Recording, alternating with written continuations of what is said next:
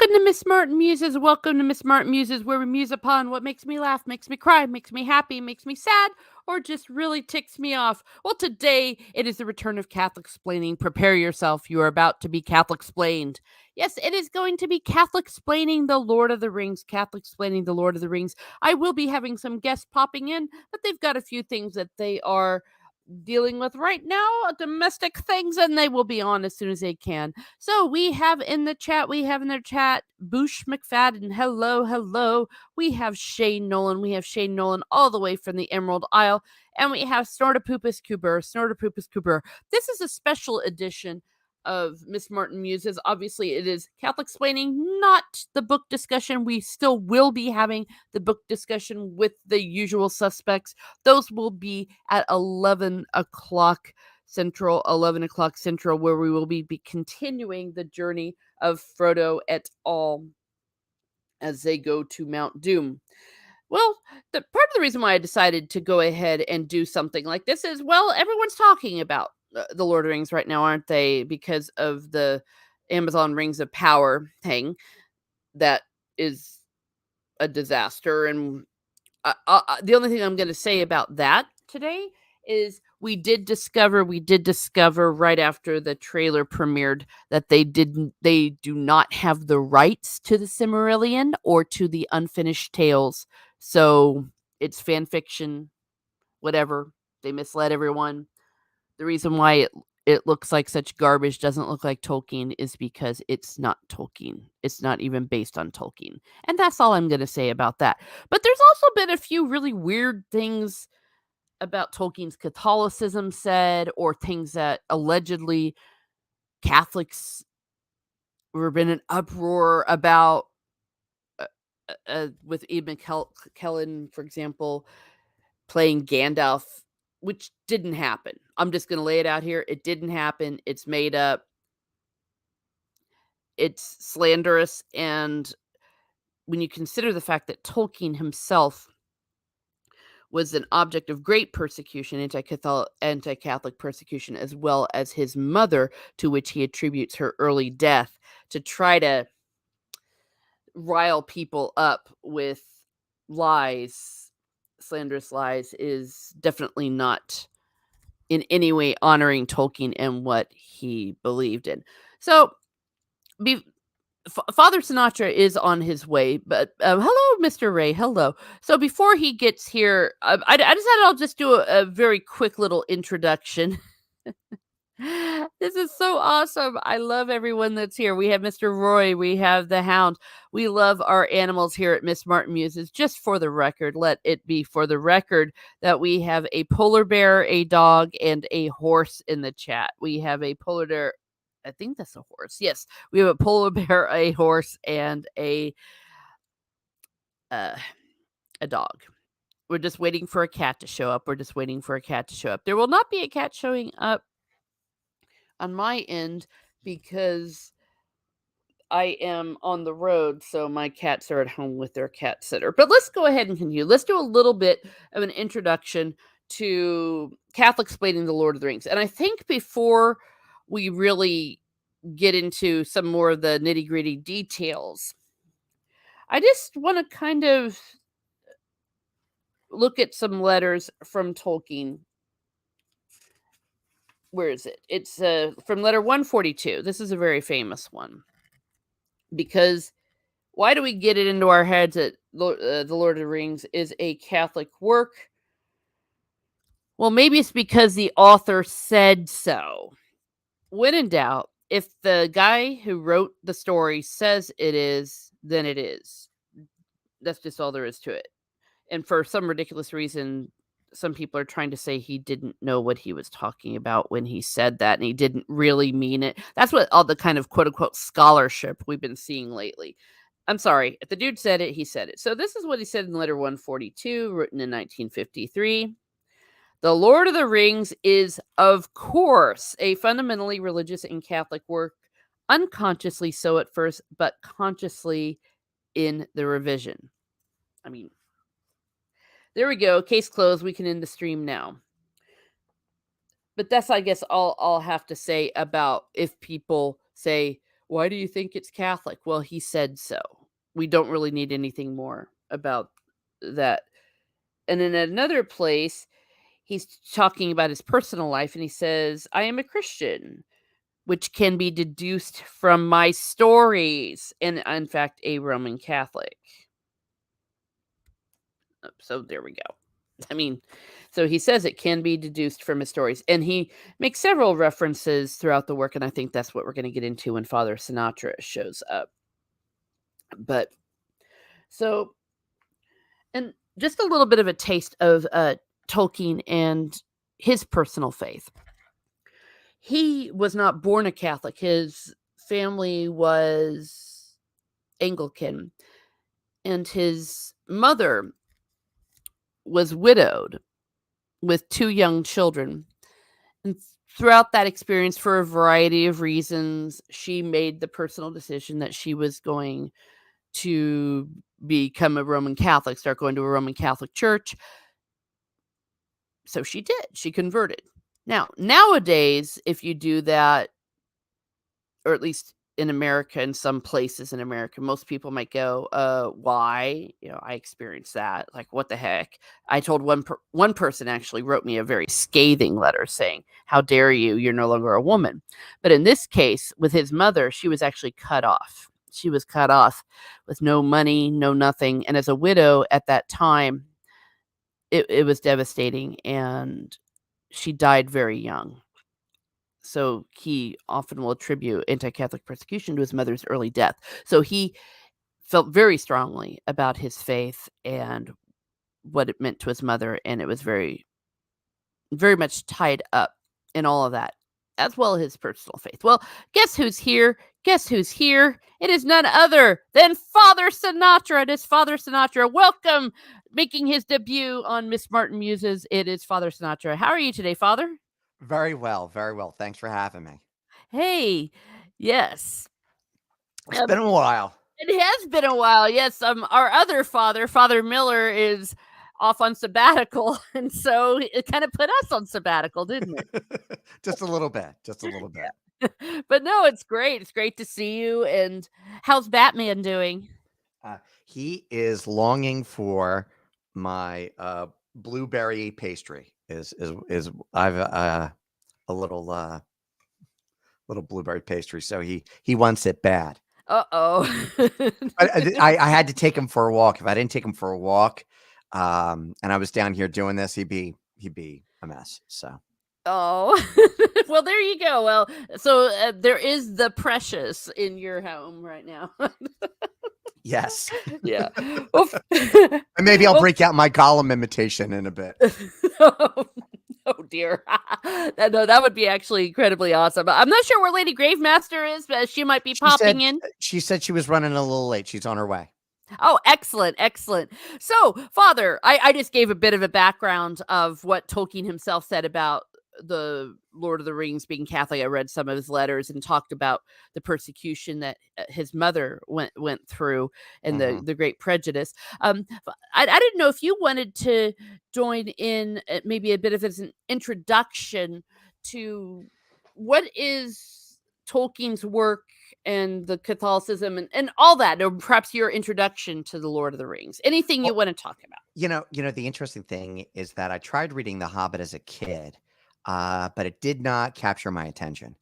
My mom had given it to me when I was maybe 10 or 11 years old, and that's who The Hobbit was meant for. Mhm. And I was very much into those types of things at the time. But I just couldn't get it. My first introduction to the Lord of the Rings was, I'm like, there's a movie coming out, and Yeah. I want to make sure that, especially with something that's important, that Mhm. that I want to read the book first. So I was a seminarian. And I had gone out to the Institute for Priestly Formation out of Creighton University in Omaha, Nebraska. And it was a 10-week summer program. So I went to the local Barnes and Noble and I bought the trilogy. And I believe I read all of the books in a week. Wow. Yeah. Yes, that is so cool. Yeah. I'm getting chills. So I just devoured them. I missed meals. I just was enthralled by them. And it's interesting that Tolkien did not necessarily come out and start wanting to write a Christian work or a Catholic work by any stretch of the imagination. Mhm. Um, but he is so Catholic. He's so Catholic that it just exudes in his work. Mhm. It just exudes in his work. Like all these, I was thinking about it because I'm just, I'm a newbie. I don't consider myself an expert in Tolkien by any stretch of the imagination, but um, just like the things like, for example, and I know you're probably talking to it. I want to talk about like the elves and the Numenorians. Mhm. Um, that they are pretty much the Christian culture, because like when we talk about the rings of power, how many rings do the elves have? 3, 3. right? Mhm. And they can heal and never harm, right? Mhm. Yeah. Trinitarian. And Unduriel, the sword that was broken, that was reforged. Isn't that humanity? The sin that Mhm. was broke, we were broken by sin, and yet God reforges us. Yeah.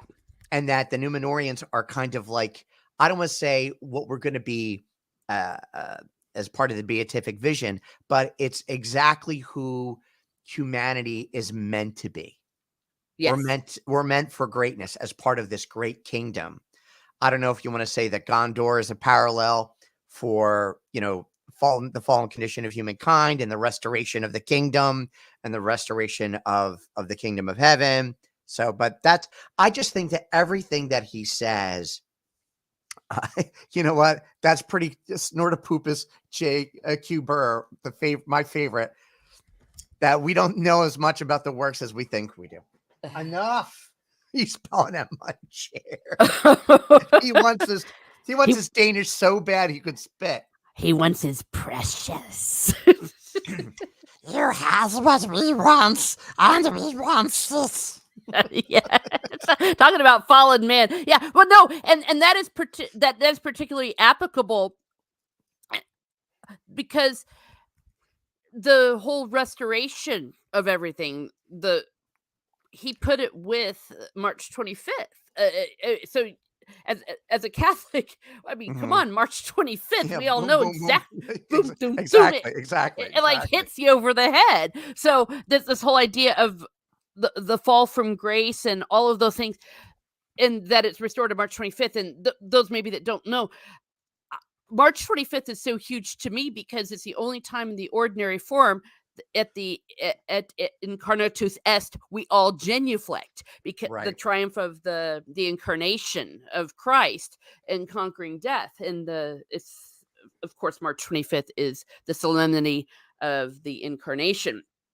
But Tolkien himself also says that this story is really about immortality, death and immortality. It is also, what does he say? He says this is a story about God. I mean, he actually says it. So God, he says, we're not just when he's talking about the Lord of the Rings. I've got so many notes here; it's just killing me.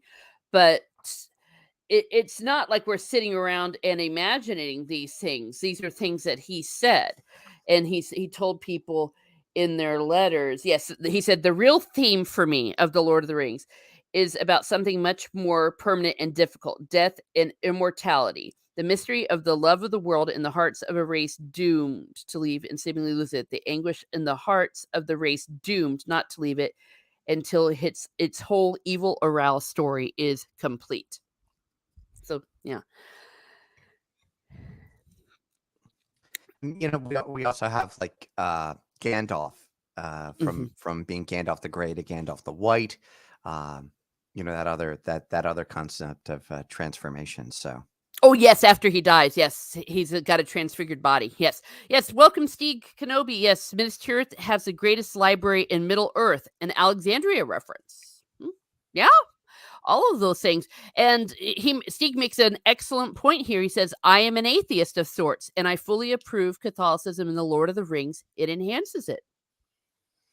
Oh, absolutely. I mean, you have to take a look at the lens of, and this is what bugs me. My little soapboxy moment. We have this annoying tendency to look at the past with present and future looking eyes. Mm-hmm. And they should have known this, and they should have been more aware of this, that, and the other thing, and they should have been WOKE, and I don't even want to say the word anymore, and all that kind of stuff. You have to look at the man behind the books and who he was, and how, if you are a certain type of person, it doesn't matter what you do, right? It's going to come out in what you do. Mm-hmm. And I think Tolkien is a prime example of that. And the group of people that he hung around with, Catholics and Protestants alike, that intellectual group, that really informed and further expressed, what he was trying to do. Yeah. Well, it's like they And say, write what you know. So right, what you know. Yeah. How long did it take him to write all the books? Do you know? I didn't even think to look at that. How long did it take him from beginning to end to write all the books? Well, one could argue about 50, 60 years, and he never even ended it because he first started getting an inkling of all this when he was very young. And he said that when he was a student, that was when he wrote the first line of The Hobbit in A Hole There Lived a Hobbit. Now, as far as writing Lord of the Rings proper, I would say maybe 20 years. Maybe the chat can help me out because he started it after The Hobbit. The Hobbit was released like in the late 30s, and throughout the next years, that was when he really, really started to write it. But he was writing it on and off, and writing the Silmarillion on and off throughout his whole life. Mm-hmm. Yeah. Yeah, we make no bones about it. We are happy to steal things and baptize them. Yeah. I mean, It's everyone does it. it's a part of understanding the culture and using something for it. Hey, even take a look at the Feast of All Saints. We do the same thing all the time. Oh, Mhm. you have a feast about, the veil between the spirit world is super thin, and you have to dress people up to hide them. Hey, we got these people. They're called saints, and it's always it's a learning lesson. It's a way to evangelize and to teach. All the time. All Yeah. the time. And yeah, it's and when you look at the anthropology of the way the human race has interacted, I mean, everyone borrows from everything.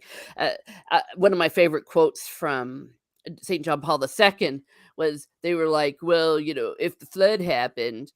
Oh, wait, it wasn't St. John Paul II. I'm sorry. Maybe it was G.K. Chesterton, and he was referencing it. He said that if the flood happened, well, then why do all these different cultures have it in their stories? And and he was like, so you're telling me something couldn't have happened because everyone all over the world believed it? Right, It's like, right. yeah, it's like it's like, yes, everyone, it goes all over the place. Okay, Stig's helping us out here. He says Tolkien took 12 years to write The Lord of the Rings and another 5 to get it published. Okay. And Sort of Poopa says something we like 12 years just for The Lord of the Rings alone, but his earlier efforts at Middle Earth go back to World War I at least. Yes. So let me flip your podcast on you. When was your first experience of Tolkien? My first experience with Tolkien was approximately maybe 8 or 9. My brother had gotten the book. My brother is older than me, and he was about 10, 11, 12, got The Hobbit. And so he got The Hobbit first. And then that was how I read it. So I read The Hobbit, and I had watched the cartoons. And then when Those were freaky. They freaked me out as a kid. Yeah. Uh, There's and when there's no whip, there's a way. yes, but as a kid, and then as a college-ish age was when I read the books for the first time, and boy was I blown away. I can't say how long it took me to read them, but it there is nothing that compares to the first experience of reading the Lord of the Rings for the first time. The Hobbit's a cute story. I love The Hobbit. It's great, but man, when you read the Lord of the Rings, it's like you are in the presence of greatness. Um Steek says, speaking of disastrous floods, here is Gravy. Yes, Lady Gravy. She's on mute, right? Or she is. Oh, wait, she's still on mute. So maybe she's just still getting ready. Steek could he's teasing me. If the flood happened, why are there no fish in the streets? Can you answer me that, Teresa? It's like, no, I can't. Shut up. And all we're not getting into that one. He's messing with me though. So that was my experience, and then I started reading some of the scholarship, because once you read something like this that just blows you away, and I was a relatively new Catholic, so I saw it right away.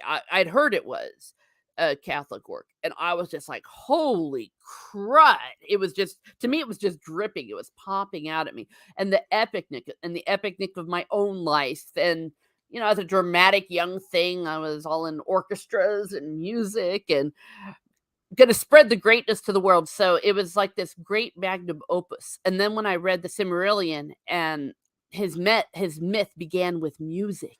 It was music. Well, How well, the well you want to talk about mind blown moment, right? So I yeah. started I started reading the Silmarillion, and how is creation started Mhm. by being sung, right? Yeah. And so the word, and God spoke, and it happened, right? Mhm. So like it's by the word, even though it is a song. Mhm. So all was spoken, and then it was created. I'm like, oh yeah, that's it. I didn't get a chance to read the whole Silmarillion. I Uh-huh. I really have to sit down and do that someday. Yeah, Uh, it's a treat. Well, and then the bad guy, Morgoth and all that, he brought disharmony. right, Yeah, so everything exactly. in terms of music. Yeah. So as a classical musician and as a religious woman, particularly as a Catholic, it was like this man is speaking my language, and I related so much to characters like Frodo, because he didn't want it. You know what I mean? Hmm. Isn't that the experience of all of us? I didn't ask for this. I don't want this. I don't want to be a hero. Bilbo, a little to a lesser extent. And then you just see how the suffering that Frodo goes through, this, uh, and and then afterwards, just how devastated he is. He's not able to be back in the world after what his experience was on the with the ring. It I related far too much to this story. It's like, get away from me. I Hmm. don't want to know. I want to go back and be in my perfect world and all that stuff. I want to sit around and drink ale and have flowers and dance. Good morning, Lady Gravemaster. I see you're unmuted. Are you Yay, there with Lady us? Grandmaster, how you doing? Good morning. I'm okay. I still have got so much to do, but I am here because I promised I would be, and I'm sorry that I'm late, but humans and animals do not seem to care if you have other obligations. They're going to be as difficult and stubborn as they possibly can be. Yeah, So, I know that. I know that feeling. My four-legged friend was like, "Dado, we go for walks now." Yeah. I'm And I do yeah, have I an got appointment at 10 o'clock at the top of the hour. I hate to say that. So No, my okay. no my my worries, Father. secretary My secretary didn't see my schedule and she's like, "Oh yeah, he's available at 10 a.m. on Saturday morning." So I'm meeting with a couple who's going to get married. Oh, There you yay! go. That's God so bless them. cool. God bless them. I got kicked in the chest by a goat. Oh, Ooh. I wouldn't think that would hurt. Like, I don't remember it hurting this much. But yeah, that's not nice. yeah. Well, And goats have a kick to them. They got power. yeah, and I only got like it missed for the most part, thank God. I can't imagine if I had gotten both of them, but yeah, I'm sore. Oh. Now, where were you kicked? And you said in the chest? Yeah. Ooh, girl. Do you think you broke something? A rib? No, nothing. I've broken a lot of bones. Nothing's broken, but I think something's probably bruised. But Oh. it's all good because I was like, whoop, yep, I'm gonna just go back to the house and put ice on this, and then I'm gonna go talk to Teresa and Father Rob. So Yay. here I Well, am. speaking of suffering you didn't ask for that. Oh my gosh. Yeah. Sorry, lady. Yeah. We were talking. I'm sure you heard about some of, well, all of this thing about Tolkien and our first experiences with it. And just the fact that the Catholicism in the story, it had to come through, even as Tolkien said. He said it was unconscious at first, but conscious in the revision, just because you write what you know. And it was so much a part of his life and his Hmm. worldview. And that he even said in his letters that he was actually writing about death and immortality.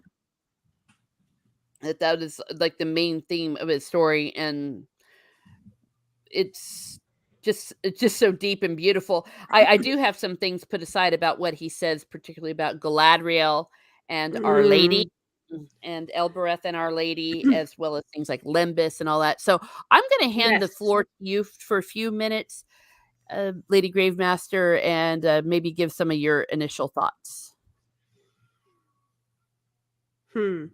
On like Everything. all of the things. Well, whatever Basically, you. Okay, she asked, well, how the long first we got? question is, what does Just Tolkien let mean me- to you? Like, yeah. what was your experience of Lord of the Rings and how did it affect you? It was. So I was in. Oh man, this is. I got teased a lot as a kid. Because I spoke with a vernacular that most everyone else my age didn't. I always tried to be grammatically correct. And I was that one who was like, it's whom, not who, or it's like, it's would have, not would of. Like, I would do that because I was like, I'm just trying to help you. And they were like, nobody cares. Like, nobody talks like that anymore. And nobody reads these books anymore. And what I was reading at the time, so I was in 5th grade and I was reading Great Expectations.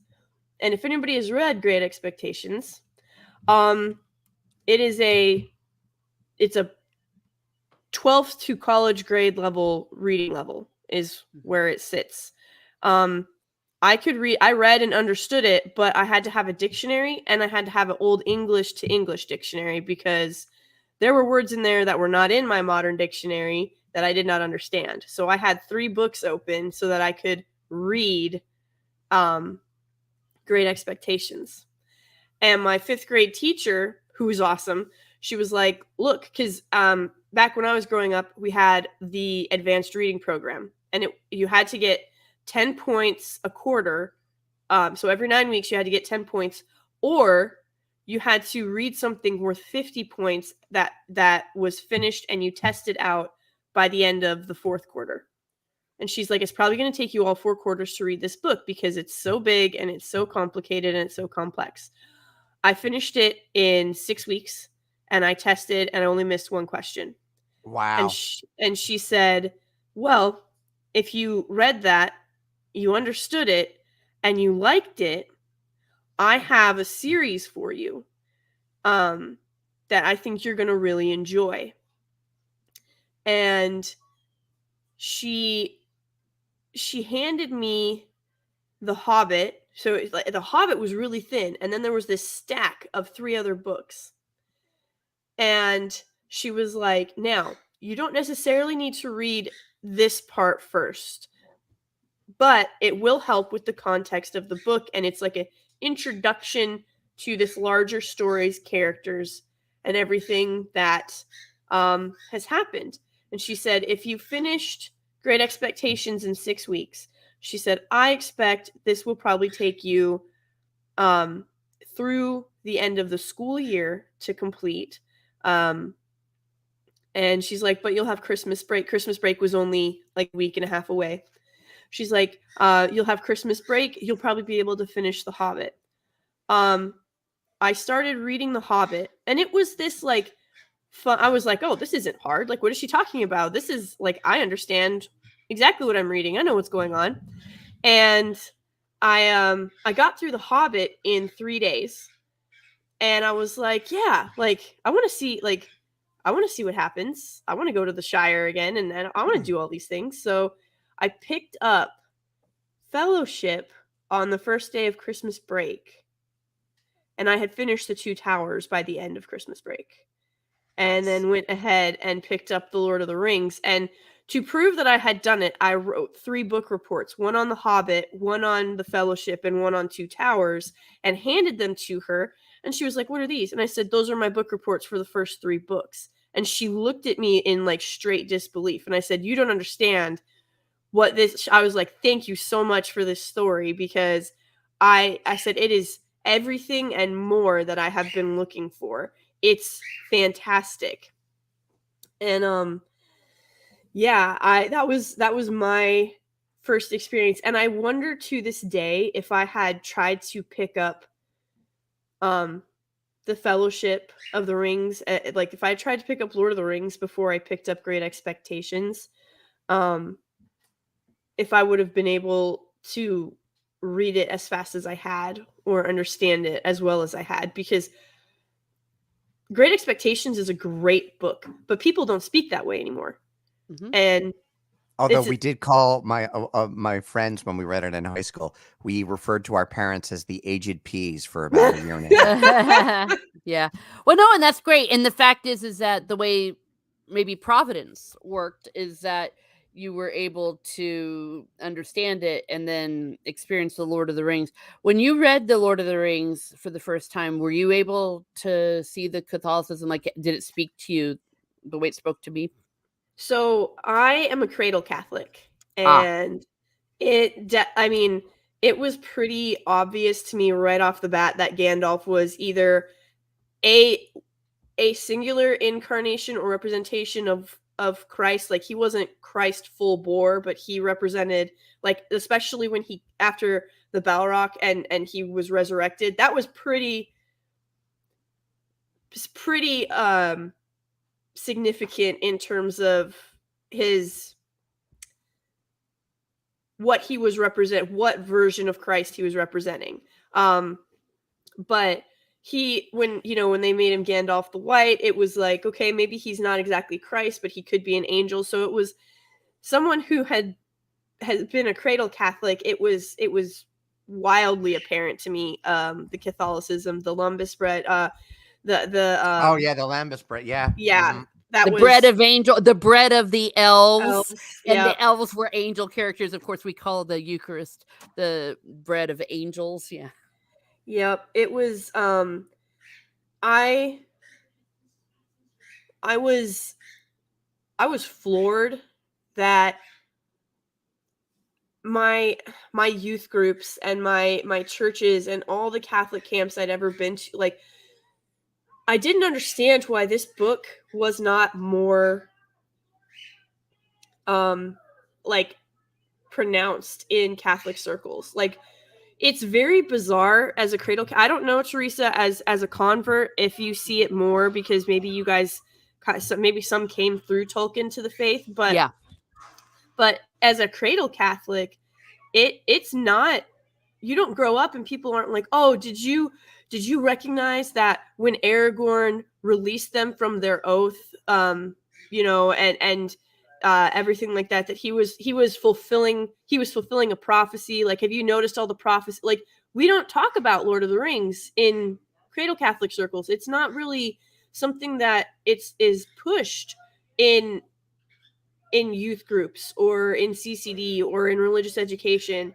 And I never really understood why, because it's a fantastic story. I've never met anybody who has actually read Lord of the Rings that didn't love it. Like, you have those people who are like, oh, I couldn't get past the first 3 pages. But Yeah, they're the exception, definitely not the norm. Yeah, they're few and far between. Yeah. Yeah.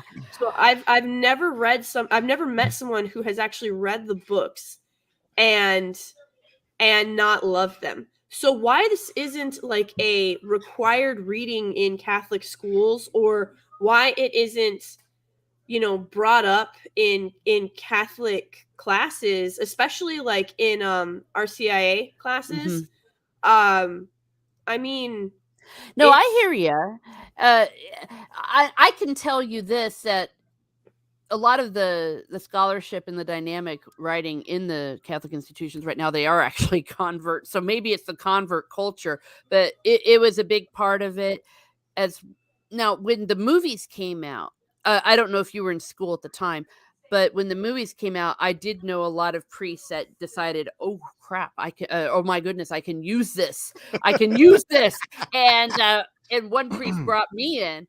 And so it was the best CCD class I guess he had ever had, because Nice. everyone showed up. So Yeah. I think that maybe this newer generation, where we're starting to realize that maybe it's because everyone right now that are leaders in the church, like Father Sinatra and stuff, we're the nerd culture in the Catholic Church. So they're starting, and they're realizing the importance of pop culture, even though technically Tolkien isn't pop culture. That could be a part of it. But I agree with you. Now, some of the institutions I've worked with, it has actually been worked into the curriculum. So I guess maybe it just depends. But as you said, as a cradle Catholics have a very different experience, I think. I've found. I don't know when you were one, like if you were one like in the 80s or in the 90s. The 90s was when things started to shift in the church, when the new evangelization started going, and they started realizing we need to be a little bit of fun, not just sit around and bore people. I don't even think that it's so much that it needed to be fun. And Father Sinatra can disagree with me on this, because he's obviously going to be much more knowledgeable on that front. But I think at least, so growing up, I had Father Bob, and he was a very old priest. He was like 97 when he finally passed away, and he had been at my church since he was in his 30s. So he had been there forever. Like, he was my mother's priest, he was my priest, and he ended up passing away when I was around 10 or 11. And so he would often talk about, and it was interesting because he had I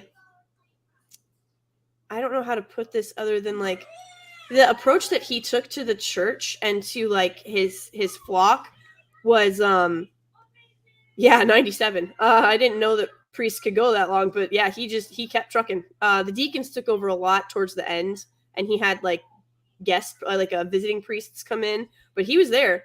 But the approach he took towards the church was that he is trying to revitalize a marriage with his flock and Christ with the Eucharist. And so not every person is going to come to that marriage the same way, and not everybody's going to experience it the same way. And so he was, I wouldn't say always looking for different ways or different avenues to do things, but he'd be like, turn on the radio and just listen to what they're talking about. And then, ask yourself, why do I care about this? Or why is this important to me? And he goes, so now pretend I'm that radio. What am I saying that matters to you or that you care about? Are you just here to get your like 1 hour of duty in? Like, are you looking at this marriage as a duty? or are you looking at this as an experience and you want to enjoy being loved by Christ? 1 second, my Yeah. kiddos are going crazy. Okay, so all right, so yeah, that many different people had many different experiences of growing up. But I mean, I would argue, I mean, Father, and maybe it's academia too, but definitely some of the most dynamic writing right now, where it's alive and lived, is in Catholic institutions. From my experience, but also there's a lot of dynamic writing. Of course, you've got people like Tom Shippey and all that. Tom Shippey, who jumped ship, haha, from the from In fact, Sorry. Famous Ones, you know, that says something. he just did something with the people that do Formed, the St. Augustine Institute. Yes, Or the Augustine Institute. Yeah, I'd like to point out, you know, just going into some of this more details about what you see within it, especially Galadriel, and for no reason whatsoever, maybe Galadriel's on my mind, but in letter 213, when he's talking about, you know, how the work is that he makes him because I'm a Catholic and all that, and he said the invocations, the latter fact perhaps cannot be deduced, but though by one critic asserted the invocations of Elbereth and the character of Galadriel as directly described, or even through the words of Gimli and Sand, were clearly related to Catholic devotion to Mary. Another son, Waybread, the Lembris Viaticum, and the reference to its feeding the will and being the more potent when fasting, a derivation of the Eucharist. So, you know, these are like, they're not direct allegories, as he even says, like they seem like they are applicable, but they because I think when he's talking about allegory, he even mentions this in his letters and in his writings and everything, that he's talking about the crude allegory. He's not necessarily talking about what we call applicability or being able to derive meaning from these things.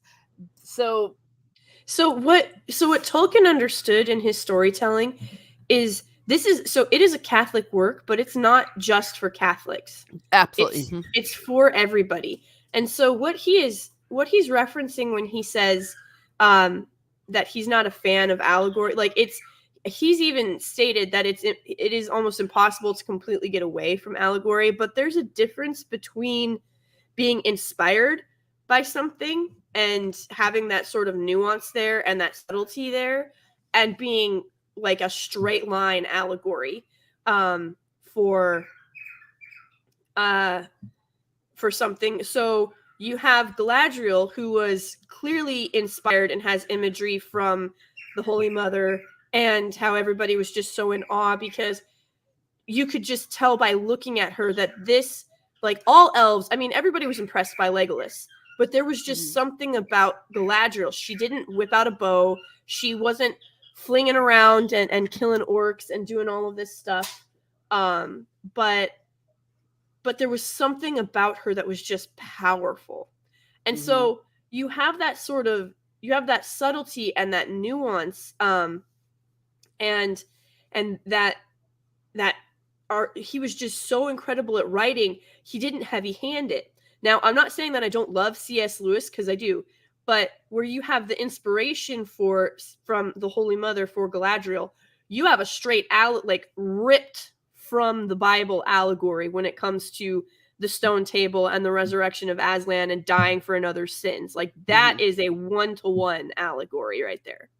And so I think when you're looking at, when you compare the two, is when you can really see the difference between an allegory and an inspiration or inspired by and paying homage to it. Like there is a huge gap between Galadriel being this ethereal, powerful being and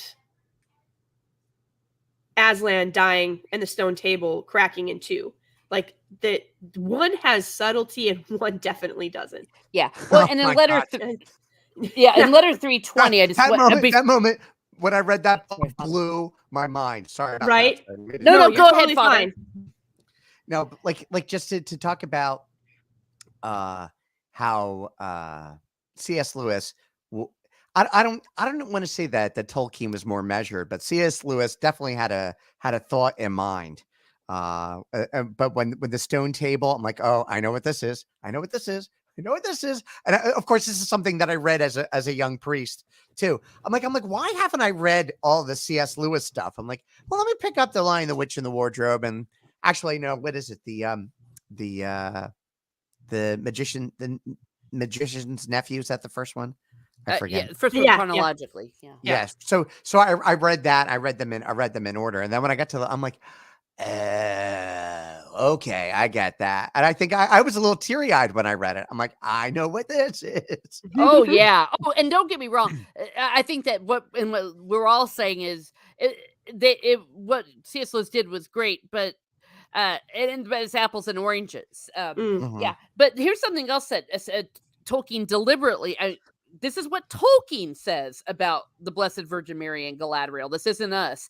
He says in letter 320, I owe much of Galadriel to Christian and Catholic teaching and imagination about Mary. So, I mean, that to me is the end of the story. He says it. It's not us pulling it out of our buttocks.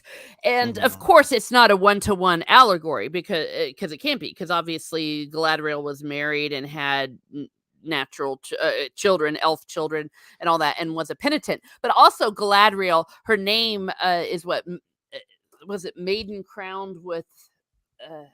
What was it? Maiden crowned with a something like a hair. Her hair was made into a crown, and they said that the light of the two trees were reflected in her hair. You know, the Mary, the woman clothed with the sun. So I mean, when I come to, are we pulling this out of our butts, or is this what Tolkien says? I'm sorry, Tolkien said it.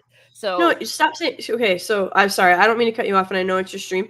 We, as first of all, whether you're Catholic or not, if you enjoy Tolkien's works and you genuinely enjoy them and you love them and you appreciate what he wrote and respect him as an author and as a professor of language and of creation, you need to stop saying I'm sorry in front. Like, we don't need to qualify or quantify it. You don't need to apologize to these people. They're not going to apologize to you. We do not have to say sorry. This is what Tolkien said, unless you're being, I don't know, ironic, I suppose. Well, no, I am not sorry. Trust me, I am not sorry. I just hear a lot that this is just something that we're making up. It's like, no, like, I'm sorry, you are wrong. I'll be a little bit nicer or not nice.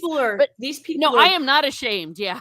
Oh yeah, no. I'm not saying you're ashamed. I'm saying that, like, it's almost as if we are apologizing on behalf of the fact that Tolkien said this. Like, we would not hold these opinions had Tolkien not said them. Yeah. And whether that's true or not, because it's hard to say, but the man did say these things.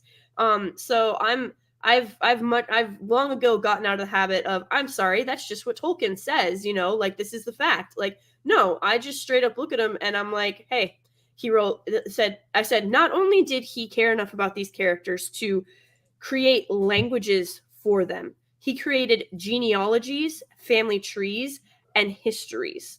That is how much this man cared about this work of art. It's not a novel that he threw together in 2 years and said, if people like it, I'll get it. I'll enhance the second edition. That isn't what this man did. He spent years crafting and building this story. And the thing is, he has even said that the all of that inspiration and all of that, the lore building and the story and the inspiration for it, he didn't even realize how much the Holy Spirit was working through him when he wrote this book. He thought that he was gonna write a story, and then he said that upon review, it was intentionally so that it is a Catholic work. But it is a Catholic work that is meant for everybody. And the people who want to reject that notion are genuinely rejecting the story, because if Catholicism doesn't exist, Lord of the Rings doesn't exist. And if Lord of the Rings doesn't exist, we do not have a litany of other fantastic fantasy stories that exist today. And I won't say it. So the guys were talking about this on FNT last night, and they were trying to sort of nail stuff down. But outside of Odin, none of them are practicing Catholics, to my knowledge. And I don't think Odin was there at this time. But Quarter Black had said that it was something that had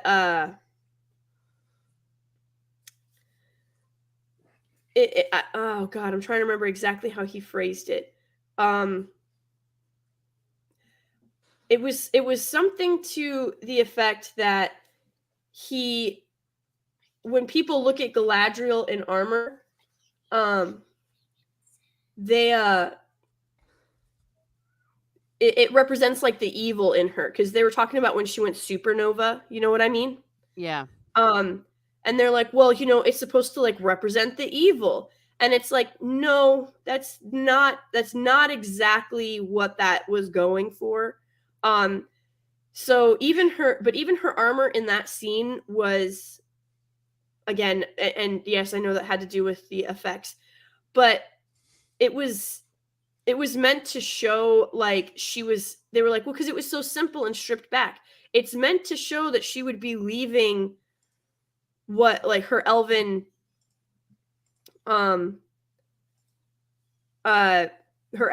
ways, and like because she would no longer be, she even says she would no longer be Galadriel. She would be this beautiful yet terrible queen, and how incredibly powerful she could be. Like, she would essentially be leaving everything that made her Galadriel behind. And so what that scene is supposed to represent is sort of like this again, even for the best of intentions, it was for the, like, it doesn't matter how good your intentions are, evil is evil. That ring is evil. And so when you step into it, you're going to forget yourself. So it's not necessarily that she is turning evil, it's that would be stepping away from everything that made her Galadriel and the elven people that she has served for thousands of years. Mm-hmm. Yeah. So it like they were. I always looked at that moment as temptation, right? Temptation is not sin, right? And a part of Catholic theology. So no matter any of us, and no matter how strong or weak we are in the ways of faith, are subject to temptation, and do you have the strength of will to say no to that? Because it's so tempting. It's so tempting. That's why the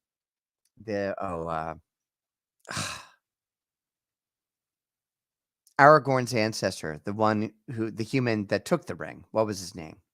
Isildur? Isildur. Thank you. I don't know why I brain farted on that.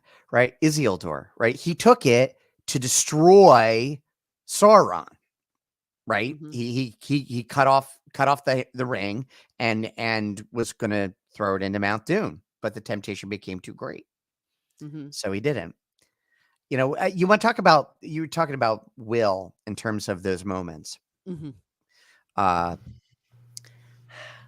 I don't know. Like, I know Frodo is probably got the strongest will of anybody in the Fellowship, because he holds on to the ring of power, and while he falls to his temptation every once in a while, he is still capable of bringing it farther than anybody else would have.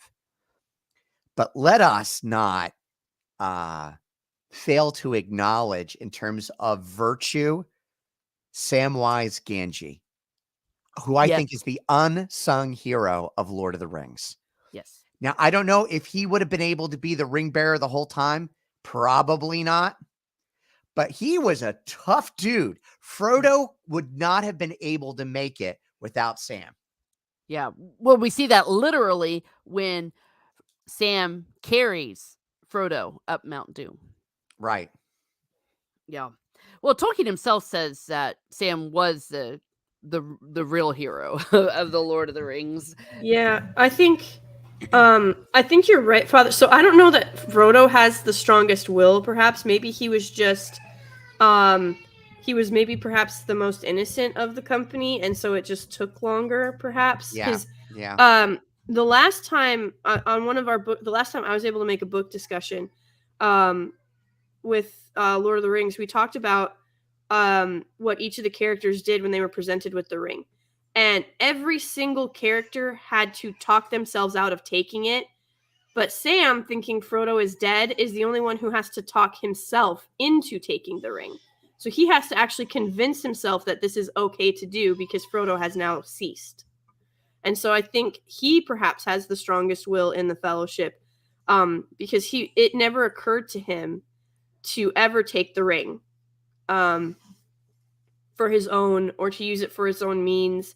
And I think a big part of that is because Sam had something more important than like he had Rosie, of course, that true love, but he cared more about, and he talks about going home to the Shire more than any of the rest of them. He talks about, remember, like he truly knows where he belongs and where his heart is and what he loves, and he doesn't seek power, he doesn't seek glory, he doesn't want to use the ring for his own ends or his own means. He wants to get this done and go home and have roast chicken and tell Rosie that he loves her. Yeah. You know what I mean? And that's what's great, the simple rustic love, and that's what Tolkien admired. Now, Father Sinatra, I do know that you do have an appointment, so I want to maybe hand the floor to you about anything anything you want to get off your chest besides Batman. Has anybody has anybody ever played the original Lord of the Rings board game? Yes. It's fantastic. First and foremost, we played it a lot of times in Rome, and it's interesting because it gives you a much different view of the series, because it goes into a lot more detail. And the toughest character in the game, believe it or not, is Sam. I can't talk enough about Samwise Gamgee. I think he's fantastic. I saw the trailer for the new series. What I don't know. Well, it's not even Lord of the Rings. It's not even Tolkien's story. They've even come out and said they don't have the rights to the story, so they're making it up. It's fan fiction, so we don't. So yeah, it's not even worth talking about. I don't know. I just think if you take a look at just literature in a whole, it gives us a snapshot in time, and we see those things that influenced Tolkien when he wrote them, right? Oh, you want to talk about Tom Bombadil? Isn't Tom Bombadil Tolkien himself? Didn't he write himself in the story? No, not necessarily. Well, and we've actually talked a lot about Tom Bombadil. Maybe we'll get into him because he actually has a role to play too about that. But it's quite. I was just like what Luffy's trying to say. So I just think if you take a look, it's the measure of the man. Like, we don't understand it. We don't understand it. For people of that time, World War I, World War II, that profoundly changed their lives. It really did. Like, it had such a major effect on the world that we lived in. And the only thing other than, showing the courageousness of people, one of the biggest things that helped people get through all of that stuff was faith. And they were not saying that we're not a faith-filled people now, but they were very much more a faithful people. And it's not because they had nothing else to fall back onto, or the distractions or the enlightenment of what we have. So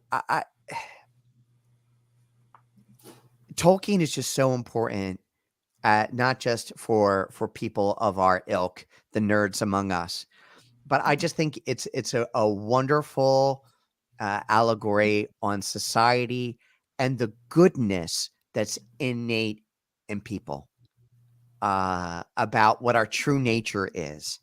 Because while sin and death is a part of who we are and how we live our lives and how we experience stuff, the thing that's most important for us is what God made us for, our dignity and our worth. And that gap can't be taken away. We see at the end, I know it's stylized in the movies, but at the Two Towers at the end, where the it's the wedding for Aragorn, or at least him taking on the kingship and being crowned.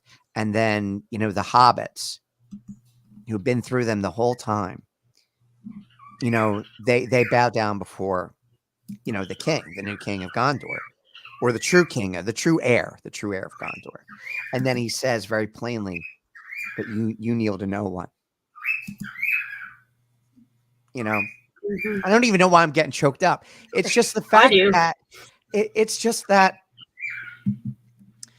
we live in a world that is ready to tear people apart for the littlest of reasons. And that's not who we were made to be. And that's not what we're made for, and I Mhm. think it shows you regardless. And you've got, Boromir, who's also a flawed, tragic figure, but still had a good heart. All these people, like, we were meant for greater things. We're meant for better things. And I think that's why Lord of the Rings is so important. And I think faith instructed that, but I think it's something that, regardless of your faith tradition or how faith-filled you are, or whether you believe in God or not, that can speak to you. Well said, So Father. that's Mhm. it. Oh, and apparently somebody is we're doing it by Zoom today. Okay, somebody just joined my Zoom call, so that's my appointment. All right, All so right. I'm going to get rocking and rolling. God bless, guys, and thank you for having me on. Ms. Martin Muses, let me know if we're doing this again. Lady Gravemaster, it has been too long. It's so good to hear from you. It has. It's wonderful to talk to you. And then Yeah. maybe in a couple of months, when the Nerd Father comes back from his mini sabbatical, we'll do this all again very soon. Yes, Yes. absolutely. All right. Yes. Thank you, Father. All right. Bye. God bless. Take care. Bye, Yeah. Father. God bless. Yeah. I Well, always that love was. listening to his takes. I know. It's like, that's why I was like, just go. Let's hear it. Yeah. Very beautiful and well said. And in many ways, priests are in many ways like Frodo. They're forced to bear the ring for the rest of us, especially right now in these times. And we need to. Sometimes I think we don't support or pray for them enough. We like to complain about them, not a lot, but how often do we pray for them and support them? This is an interesting point, though, about Tom Bombadil. I didn't know, Lady Gravemaster, did you want to talk about that? About how Tom Bombadil fits into the Catholic worldview and of Tolkien, and how that works, like, and why he was not affected by the ring? I guess that's sort of like asking, okay, so the way that, and again, this is the beauty of the fact that Tolkien was able to write without one-to-one allegory, because people can, the way that the story speaks to everybody is not necessarily the same. As I hope maybe many of you in the chat know as well, the Bible is filled with, I mean, there's obviously the books, but the lessons, the stories, the parable, like all of the things that you can take from the Bible. The way that Bombadil always came across to me was when Jesus was in the desert during the Lenten season, and the devil is tempting him, and Jesus not ever once considers caving to that temptation. Yep. It's more of like, I know that there is something more powerful than you. I know that there is something that can be defeated. I don't need anything you have to offer is nothing that I need nor want. So I could never be tempted to claim what is not yours to give, essentially. So Sauron, yes, has it is the ring of power, but again, and Gandalf has said this, it only serves one master. The devil only serves himself. No matter what tool, whatever that temptation he is that he's putting in front of you, he is offering it to you for his own means, for his own evil deeds. It's not for your betterment. It's not for your best interest.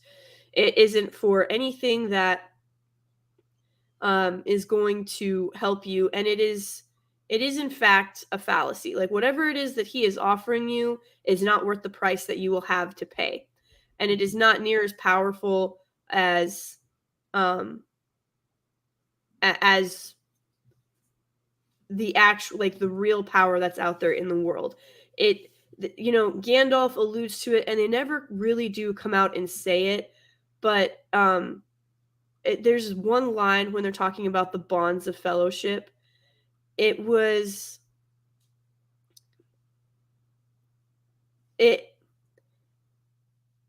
are forces much greater than evil, and it's only when we decide to give into evil that it actually wins.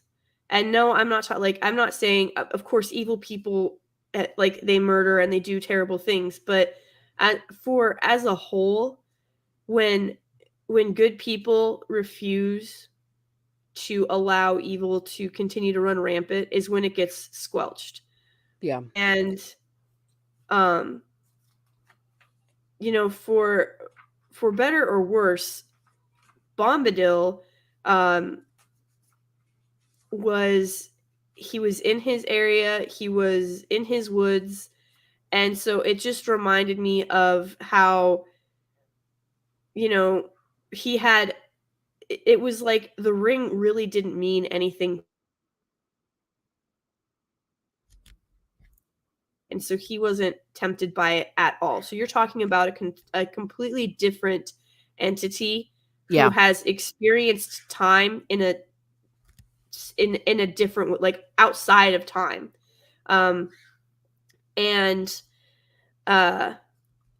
it's interesting when I read it that way, because we don't really know where Bombadil went after that, or whatever. I mean, we know where Jesus went and everything like that after the Lenten season. Obviously, we had Palm Sunday, and then of course Good Friday, Holy Thursday, Easter, so we get Easter.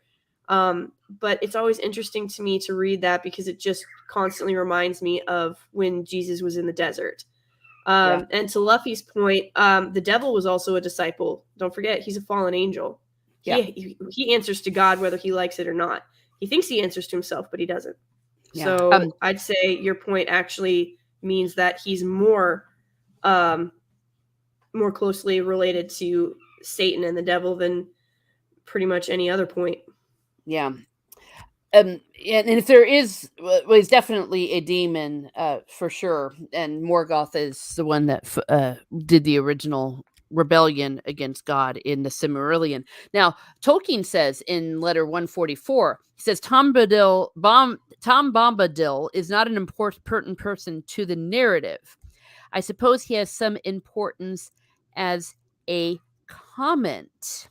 The story, The Lord of the Rings, is cast in terms of a good side and a bad side, beauty against ruthless ugliness, tyranny against kingship, moderated freedom and consent against compulsion that has long lost any object save mere power. So in many ways, Tom Bombadil is a contrast, and there is definitely an implication within the text that he is an original innocent. In other words, that he is so far beyond time, he wasn't even around for this fall. He says that, mark my words, my friends. This is what Tom says in the Fellowship of the Ring. Tom was here before the river and the trees. Tom remembers the first raindrop and the first acorn. He made paths before the big people, and he saw the little people arriving. He was here before the kings and the grave of Bararites. When the elves past westwards, Tom was here already before the seas were bent. He knew the dark under the stars when it was fearless, before the Dark Lord came from the outside. Eldest is what I am. Mm-hmm. He was before everything. He was Yep. before all of that. He's probably the most ancient character that we see in the Lord of the Rings. Probably, Yep. except perhaps God himself, as he is in the Silmarillion. I agree. Yeah. I don't think I don't think it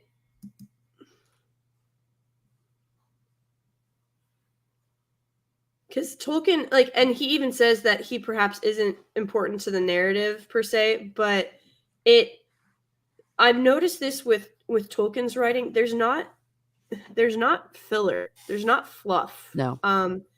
Everything is intentional and everything serves a purpose. And like some people are like, oh, it's just like everybody's like, Lord of the Rings movies are just a bunch of people walking. Like that. Yes, they are journeying. They are journeying to Mount Doom. But and then you have the people who are like, why couldn't the Eagles just take them and drop them off? Well, firstly, that would undermine the entire story because no bonds of fellowship would be forged. Two, the Eagles are not anybody's pets. Gandalf makes that perfectly clear. Like, he wasn't even sure they were going to come and rescue him from Solomon. Yeah. And so I ain't your cab service. Yeah, like he was begging them at that point, and they agreed to assist him because the Eagles, at the end of the day, they don't serve the Dark Lord. They never will. They want to be free in the skies. They are the Lord of the skies. They want to be up there without, I'm sure they don't appreciate Nazgul flying around either. So they aren't something to just be summoned at the behest of the ring bearer. So I think that it is how can I put this? Not disservice, but I think it's a fundamental misunderstanding of the Eagles as sentient beings. And it's funny because like people who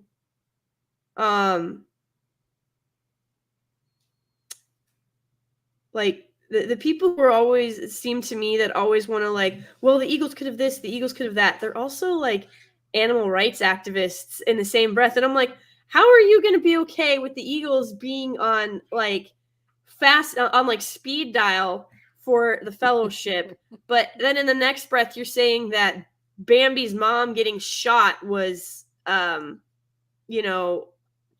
most evil thing in any Disney film. Like it's absolutely absurd to me. But it's not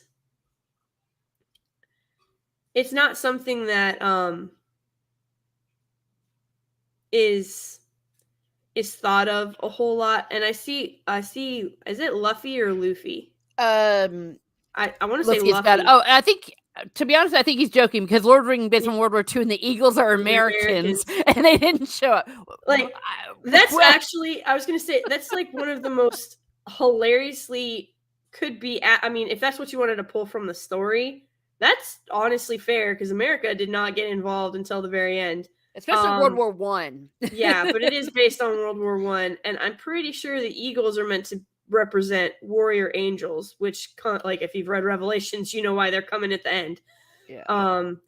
And I'm not sure that Tolkien would think of Americans as angels because he was not. Yeah, no, I'm not saying. Yeah, I don't think the Eagles represent American angels. No, definitely not. I think that's what I'm saying is like if you're trying to if one is trying to say it's Americans, it's like I'm not. Yeah, fun fact. I know that Father Sinatra and Miss Martin hit on this, but not only was Tolkien not a fan of the industrial age, he was not really a fan of America. Like, there's a reason for I believe he called us gluttonous and overindulgent which, hey, I mean, and he also blamed a lot of the Industrial Revolution on us, which he hated. So Yeah. fair's fair. And then, of course, he had, I heard you guys bring this up, but you didn't really go into it. Guys, the beef between he and Disney, it was real. Oh, yeah. Like, it was he saw the Disney company for what it was, and he saw, so for anybody that doesn't know, Disney was too big. Like, you had Walt, but nobody really talks about the other brother, the other Disney brother that is in Disney Studios. Now, of course, it's Walt Disney because he was the, I mean, I've heard he's actually a prick, but he was the kinder of the brothers. And so they named it the Walt Disney Company. He was going to be the face, you know, and the direction of the studio. Like, it was all going to happen behind his creativity, his creative genius, and his sort of storytelling. And oh, dang it, Shane, shush. I was getting there. But yeah, so Roy Disney is a since Shane wants to spoiler it, but that man was a ruthless, just like cutthroat businessman. And Tolkien knew, like, he saw it, and Disney sold out, and Tolkien was not wrong.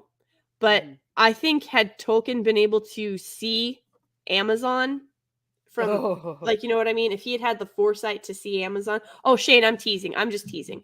You're totally fine. No, hey, I'm in charge of this stream, and I'm the one that put it up. No, you're fine, Nolan. You are fine. Yeah, I'm just teasing Shane.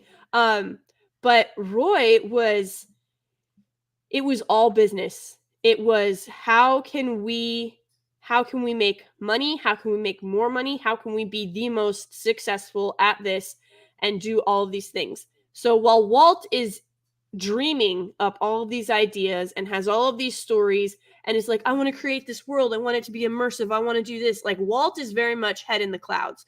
Roy is like, we need to crush competition. We need to, like, make this thing bulletproof.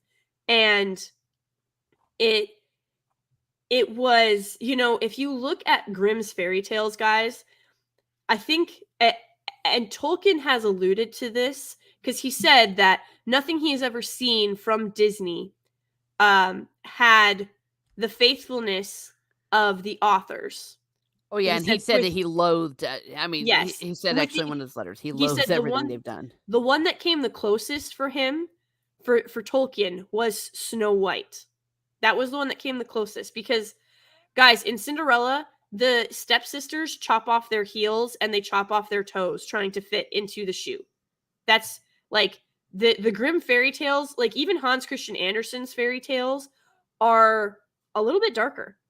And oh, hell, they're much darker. And but the Grimm's fairy tales are just, they're grim. Like, the word grim is literally because of those guys. Like, that is its basis. And so Little Mermaid had her tongue cut out, like, and died. Sleeping Beauty was actually dead, and, like, her whole family died. She woke up and, like, there was nobody but the prince, and there had to be some stuff had to happen so that she wasn't, like, super like, the stories are much more gruesome. They're much more terrifying. Okay. And so Disney, of course, made them child friendly for a new age because people had sort of stopped reading fairy tales because of stuff like that. And so he sort of gave breath to it. But of course, Tolkien saw that and recognized it for the cash grab that it was because Roy took it and ran. It's so funny to me because about Disney's push for all of this modern day stuff, because it's just a repeat of history. Disney as it exists is built off of the three originals, like the actual 3 Disney princesses that Disney himself was involved in. And those are Snow White, Cinderella, and Sleeping Beauty. Disney exists today because of those three. And then, of course, you had the Renaissance in the 90s and all of this Yeah. stuff. But So I you were think, talking about Tolkien and how he perceived all these things. yeah. So when I was sorry, I know I go off on tangents, but I was just going to say, so when Tolkien saw all of this, and Christopher as well, they recognized that Disney cared less about accuracy of story and representing what the authors wrote, and it was more about how they could, I guess, how they could be watered down to appeal to a higher audience or to a larger audience. Mm-hmm. Because Lord of the Rings, there's a lot of stuff. You know, I think the Battle of Helm's Deep gets brought up constantly. And it's one of the greatest scenes in cinema. And it's just so inspiring. That is based on a real battle. If you guys don't know, it was the Winged Hussars. If you want like a 3-minute history lesson, go look up Sabaton, the Winged Hussars. You will not be sorry. So he pulled from a lot of real historical events. Like I said, like his inspiration came from real places, and then he made them his own. And it was something that Tolkien was terrified that if Disney Studios ever got their hands on it, they would turn it into an animated children's show. And even though Lord of the Rings is for everybody, they would cut out and leave off basically the whole adult audience, and important elements of the book would be missing. Like, how do you put the Battle of Helm's Deep, and this was Tolkien's sort of mindset, how do you put like the Battle of Helm's Deep, the way that it is, into an animated show for children and bring about that same gravitas, that same impact, when you're animating it and writing it for children and you have a specific like political aim and goal in mind, and a certain message that Disney wants to put. And so Tolkien recognized that Disney's message was more important than the authors, and Tolkien was like, no, never, they can never touch this. And I think if Tolkien had the foresight of Amazon, he would have like written them off too, especially after what they did to Wheel of Time. Yeah, they're definitely. I think Joseph Pierce called them basically like the Mordor, the tech tyrants of Mordor, Saruman, all of them. It's definitely applicable to that. And speaking of some of the adult narrative of it, when we talk about Frodo's journey along the Via Dolorosa, and himself, as Tolkien called him, he was an instrument of providence in everything that he did, including even his failure. And of course, the very stark parallels between the Way of the Cross and the fact that it's actually happening.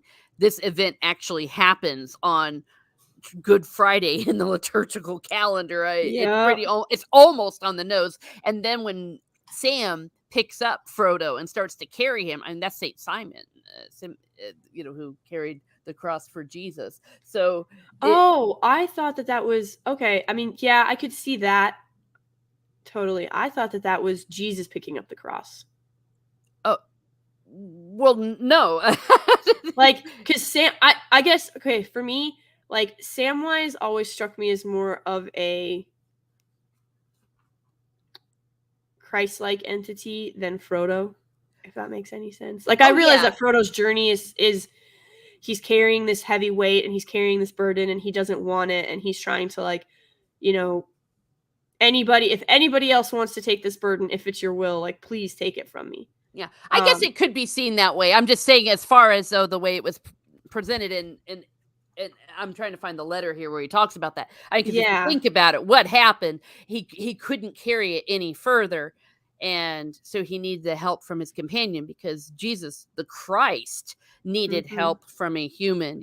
Showing that there's strength in and weakness and all that. But I'm just saying that is definitely the parallel, and the fact that Frodo, how he was completely broken by the whole experience, but still was able to fulfill his mission. Like Tolkien always said, that Frodo did not fail in his mission. He went as far as he possibly could. Yes. Which was further than anybody else. Even Isildur didn't get that close to the edge. Like, Frodo was legitimately thinking about it, and he just, like, couldn't let go. Yeah. And then he kind of went through his purgatory, if you will, and it just was only good for the next world afterwards. It's not a one-to-one allegory. No, it's not. And I think I've not seen that letter from Tolkien where he said that it's like when Simon picked up the cross. But that makes sense. I'll need to look that. I mean, if you think about it, it's one-to-one. I don't know why I didn't mark that. I mean, but it's definitely. I'll need to definitely double check. Don't quote me on that about the Tolkien letter until I find it. But oh no, you're fine. But it's definitely. Either way, I definitely got Good Friday vibes from it for sure. Oh yeah, well, and it's March 25th. Before you came on, Father Sinatra and I were talking about that, because we all know March 25th, the solemnity of the Annunciation. If for no other reason, we know it's a huge deal, March 25th, because that's when the only time in the ordinary form when it's normal to genuflect at the et incarnatus est. In the extraordinary form, you always do. But on March 25th, bam, and you're like, it automatically reminds you there's something huge going on. The fact that we're kneeling at this point of the incarnation. So it's and he didn't have to do that. and the fact that the fellowship sets off on Christmas, December 25th. That it follows a liturgical calendar, and then as the fellowship breaks up, they get into Lent, and they all go through in many ways, their way of the cross. Their trials. Yep. Yeah. Hey, Shane Nolan. I appreciate you getting into. I think I saw one. I think I saw a thread, but that guy was like, honestly, he seemed like a troll. He was definitely not coming from a place of goodwill or good faith. It was just, no, I'm going to prove that I'm going to stump these guys on a question and prove that they don't know what they're talking about. Yeah. Which is absurd. And here's the thing. I've met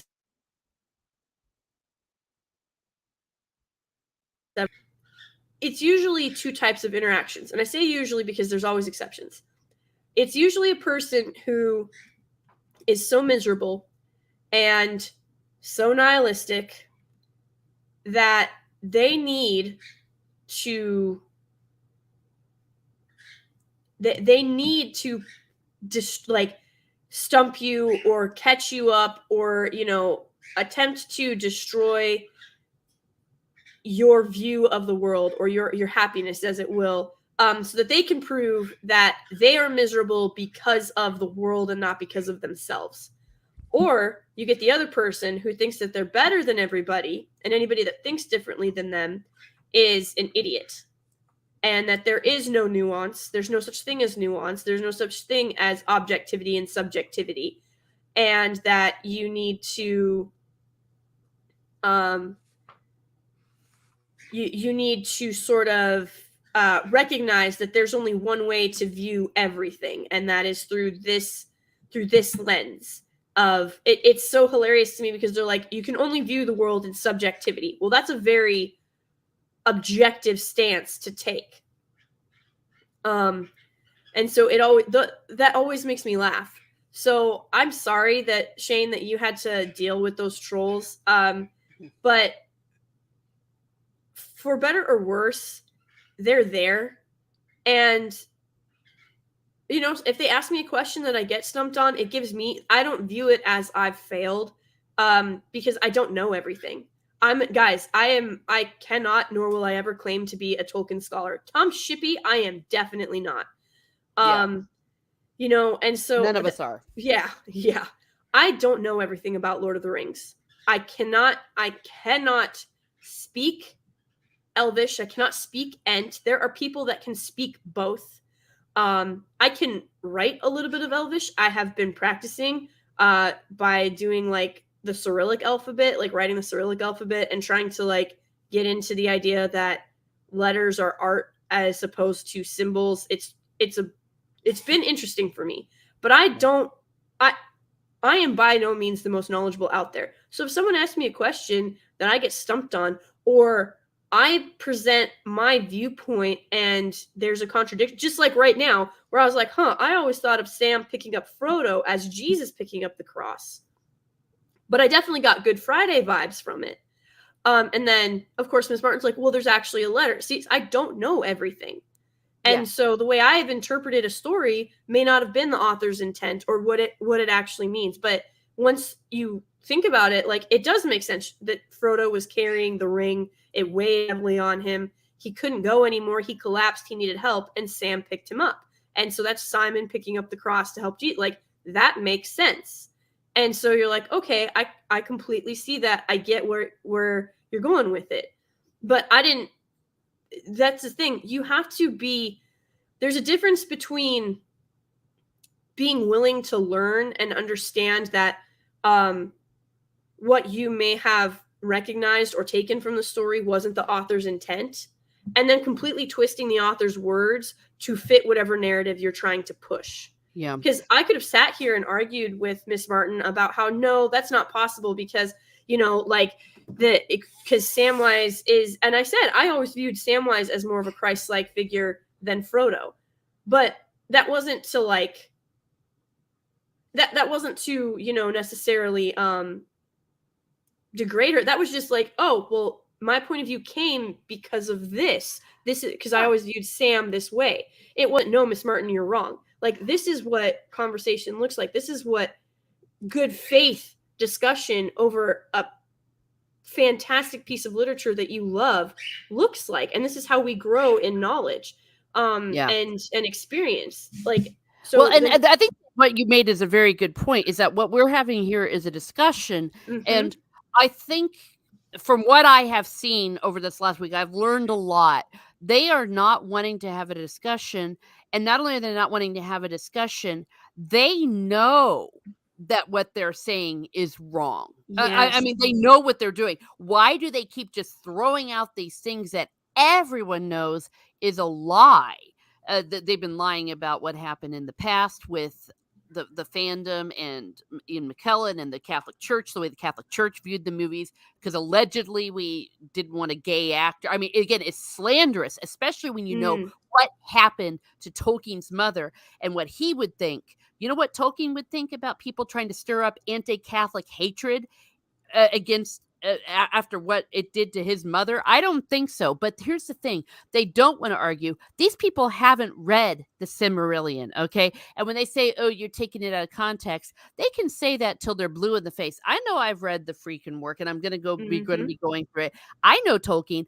I know what the work says. And I can tell you this. They are trying to hide the fact of what came out on this week, is that what they're doing with this adaptation is not the Silmarillion or the Unfinished Tales. They do not have the rights to that. And I think that's what they keep trying to do. They've been trying to distract us. But the real story of this week, and the real story of all of this, it's not what they're doing with the elves. It's not what they're doing with Galadriel, though it's disgusting and despicable. The real story is they don't have the rights to Tolkien's story. Nope.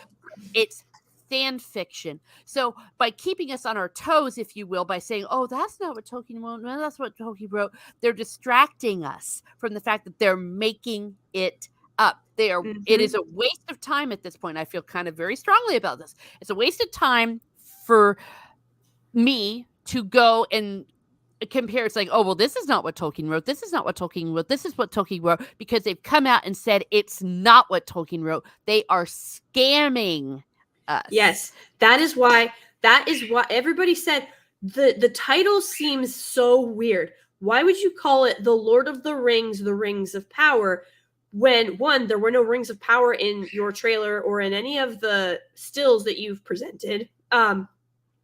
But two, like, why would you need, it's not the Lord of the Rings, The Hobbit, you know, like, why would you need to put the Lord of the Rings in front of it? And that is why. They are trying to, it is all smoke and mirrors. They are attempting to use the clout from Tolkien and from the Jackson trilogy success for the Lord of the Rings, because and what's hilarious to me is when they're like, I don't remember all of this backlash for The Hobbit. What? Where were you? Where have you been? People were I am one of them. Tariel's addition to not you, Lady T, if you're in the chat, but Yeah, we love her.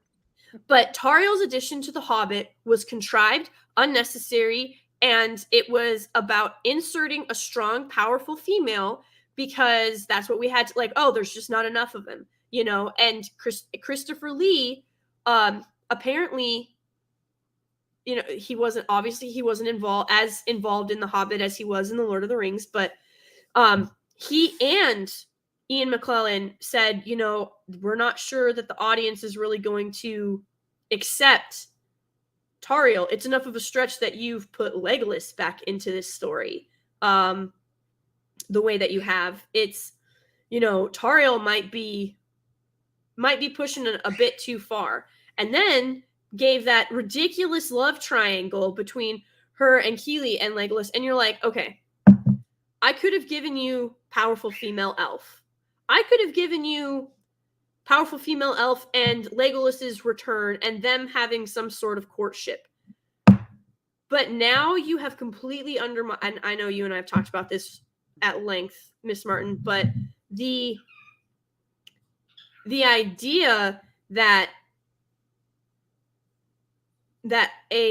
not even a friendship or a fellowship, but that a love, a courtship would form between an elf and a hobbit before, or a dwarf, excuse me, a hobbit, a dwarf and an elf, completely undermines everything that Legolas and Gimli went through in The Lord of the Rings. Because it is, again, a generational hate is what the two of them overcame. That's why that line when Gimli's like, I never thought I'd die standing next to an elf, or side by side with an elf. And Legolas is like, what about side by side with a friend? Guys, I cannot import the amount of gravitas that is in that moment, because that is them overcoming. And when we say generations, think about how long-lived elves and dwarves are.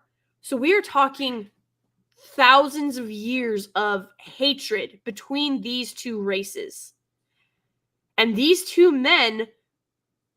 males are able to overcome that. It is huge. It is massive. It's what the bonds of fellowship mean. It's what you go through when you have the experiences that they did. You realize how absolutely just important it is to be able to count on another individual in this life, whether that be through the bonds of fellowship or the bonds of courtship. It's to have that connection. Yes, he was named Elf Friend. That's insane. And it's just, y'all are making great points. Yes, Luffy, like he asked for 3 strands of gold hair from her head. Like, that's all Gimli wanted because he was that enraptured by her beauty. And in the books especially, he was talking about how, because in the movie you get a brief, like, she's an enchantress, you'll fall under her spell, it's not going to work on this dwarf. But in the books, he expands on that even more, about how he will not succumb to her ethereal presence, and he's not going to fall for that elvish, that typical elvish beauty, or how they always rely on their, oh god, I forget what he calls them. I forget how he phrases it. But anyway, he's like, I'm not going to fall for it. And then he essentially falls in love with Galadriel. Head over heels. Yeah, it is the amount of, I want to word this carefully. prejudice, the amount of prejudice that is overcome by the actions of the Fellowship it should be awe-inspiring. And if anything, these people who are complaining about representation or not seeing the people that they want in their stories, they're not looking at the real story. They're not looking at what happens. And well, and they're ignoring history, because yes, Lord of the Rings would not be the international, worldwide bestseller it has been for friggin' 80 years yes, if it was only skin deep. exactly.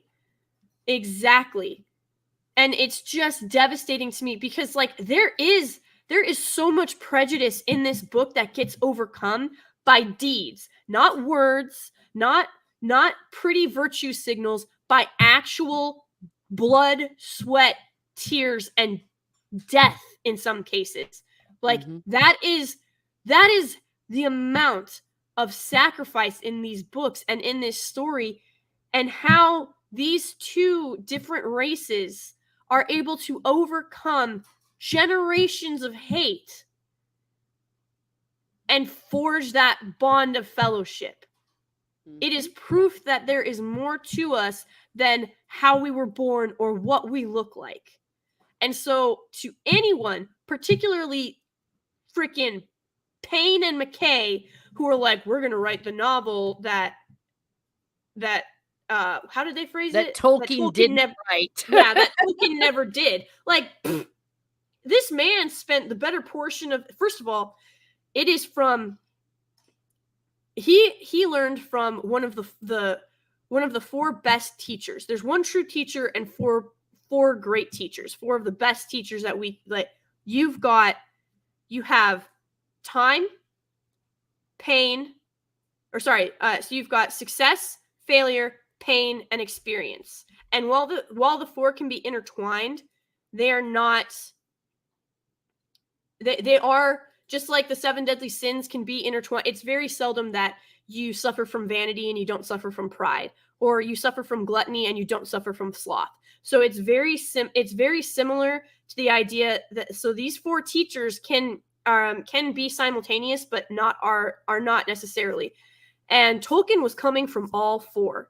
He has had failure. He has had success. He has gone through pain that most people can't imagine. And he has experienced things that I don't think you could ever put into words. But he did justice to all of that when he wrote these stories. And then he took his knowledge of languages and maps and history, and he wove this narrative together. So you are talking a life of experience and passion going into this and the Children of Hurin, which I believe he said was his favorite story.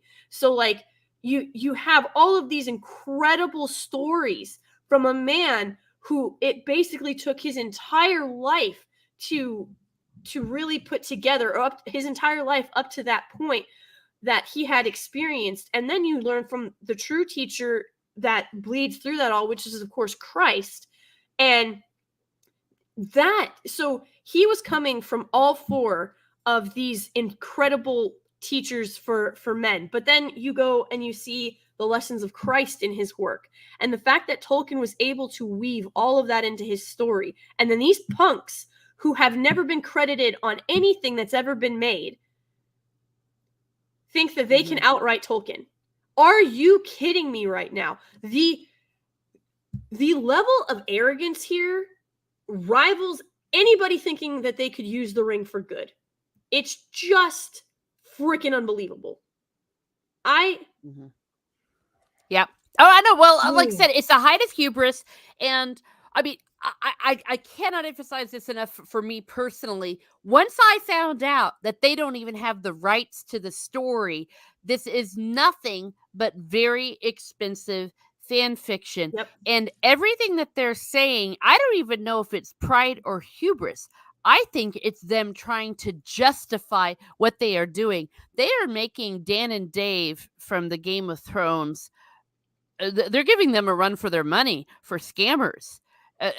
Game of Thrones was the biggest hoax put on the entertainment world, Yeah. I think in history, this one might be the next best thing. And again, we can't emphasize enough, these people don't even have the rights to the story Tolkien wrote.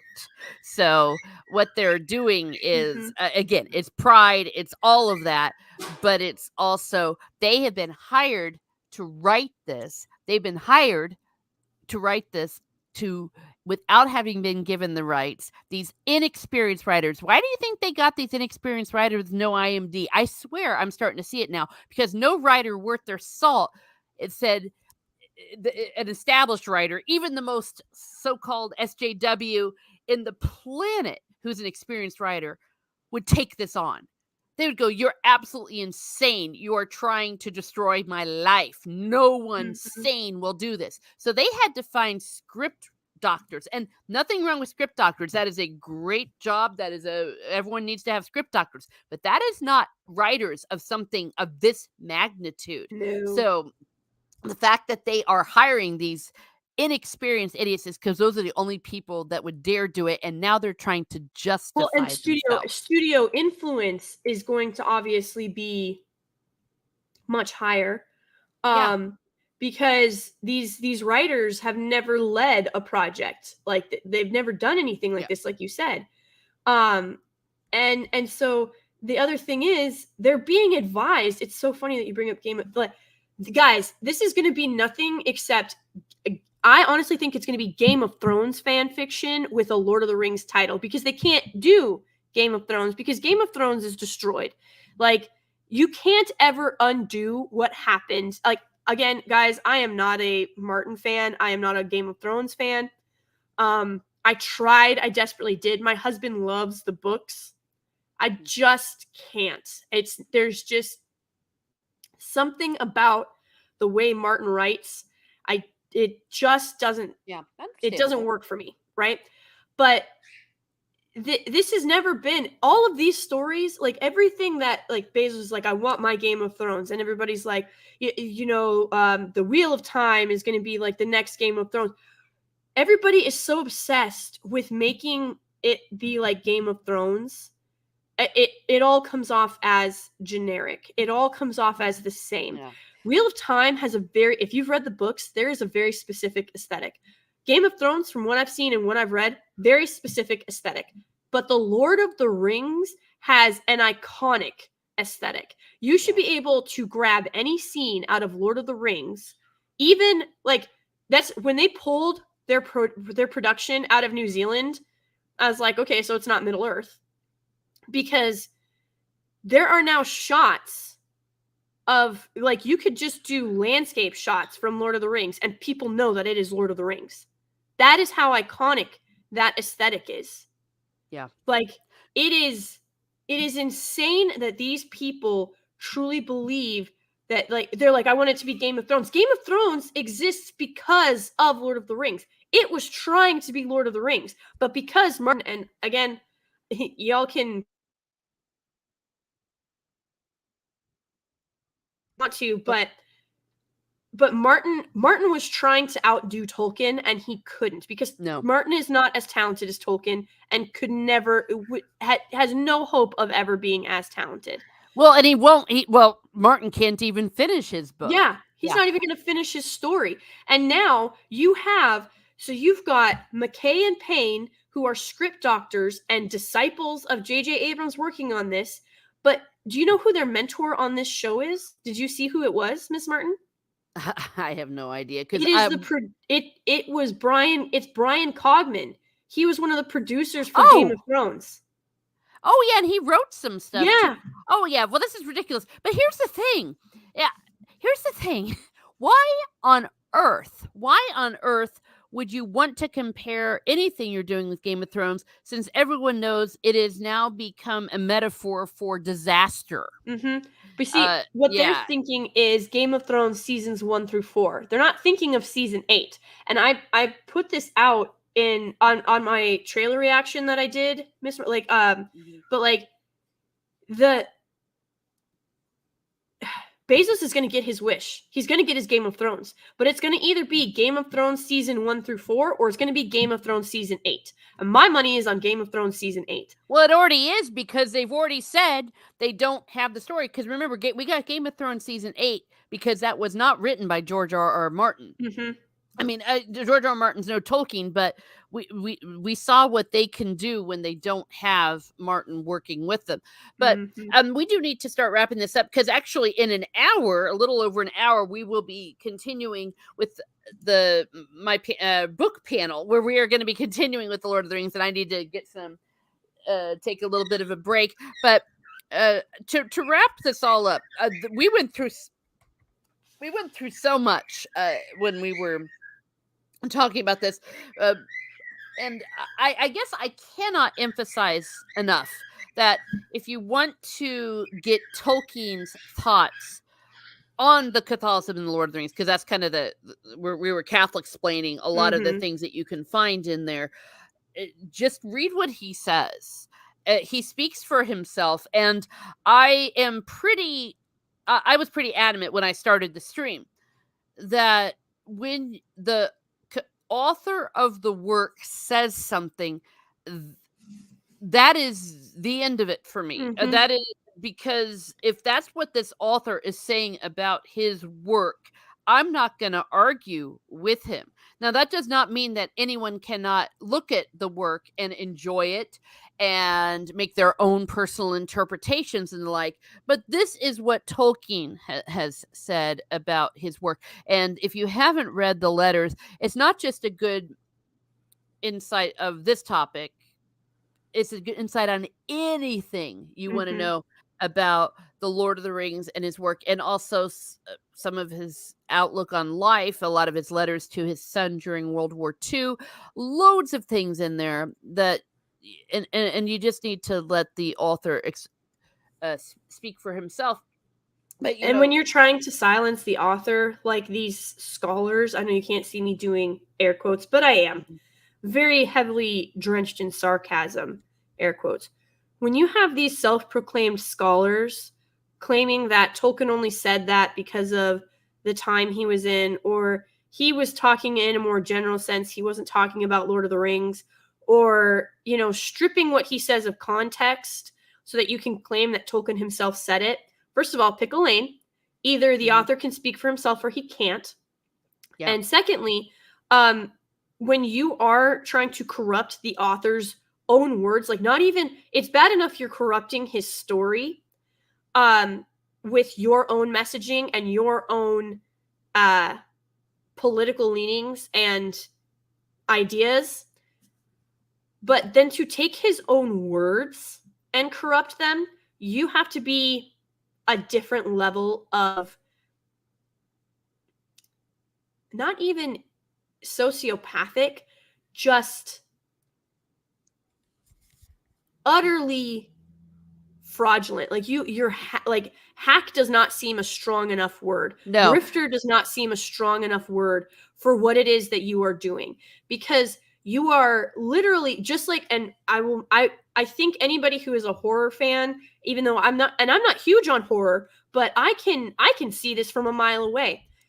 You have these people who are complaining about Tolkien and him as an author and him as a person. And yet they want to take his life's work, his notoriety, his brilliance, and build their own success off of it. They want to ride those coattails, and they have no problem riding those coattails. Just like with Lovecraft, H.P. Lovecraft, they want to moan, groan, and complain about that guy, but then they're going to use all of his works and all of his ideas and everything that they can and shove their own messaging in it. And we're watching the same. Here is where it's going to get interesting, though, because there's all of these articles about, people are trying to imagine Harry Potter without J.K. Rowling. That woman's still alive. So if you are going to try and rip her creation from her the way that you are trying to sort of cleave Tolkien from Lord of the Rings and cleave H.P. Lovecraft from his works, you're not going to be as successful, because you know what? I may not agree with a lot of what J.K. Rowling has done and said, but clearly that woman isn't going to take this sitting down. Like, No. she has stated that unless my name is on it, it is not canon. So it Well, is. Yeah, Go well, ahead. for sure. And like I said, you have to let people be their people. It's Father Sinatra was saying, when we were talking about how the Tolkien's Catholicism, as Tolkien himself said, is just breathing within the story. It's because that's who he was, and you write what you know. If Tolkien had been somebody else, it would have been a different story. Obviously, because we have authors, everyone is who they are, but it definitely breathed and infused in it, as he said. So I think that it can enhance an understanding of where Tolkien was coming from in his stories, and it's very inspirational. It's a very beautiful outlook on the world, on free will, and all of that. And it's a truly universal story. But we today we're doing something very specific, I think, because some people are trying to say Tolkien and what he was doing in the Lord of the Rings is not what he actually did. So it never hurts to do a little bit of Catholicsplaining on that. Well, where are we going to get you from? I mean, where are we going to get you from? My gosh, where are we going to be seeing you, Lady Gravemaster? Where are we going to be seeing you coming up? Well, your stream, you said, is in about an hour. I will do everything in my power to be there, but I have kiddo stuff I got to take care of as well, so I will try.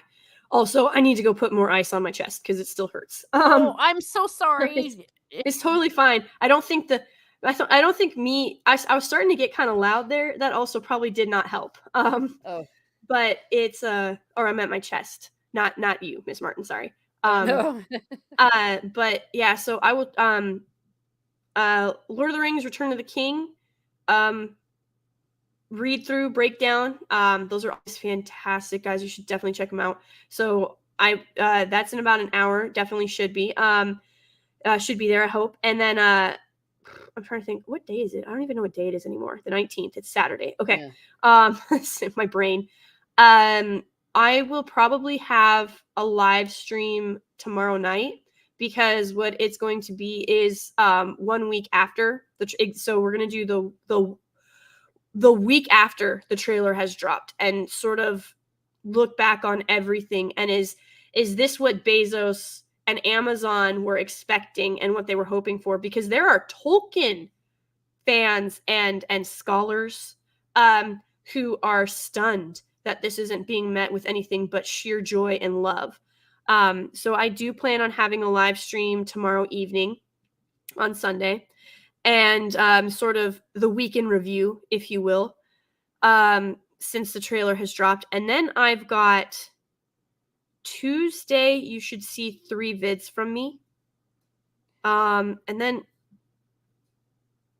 you and I don't have a stream on Tuesday. We already did our Tuesday stream. Yes, we do. The next one will be the second week of March. Yeah, second week of March.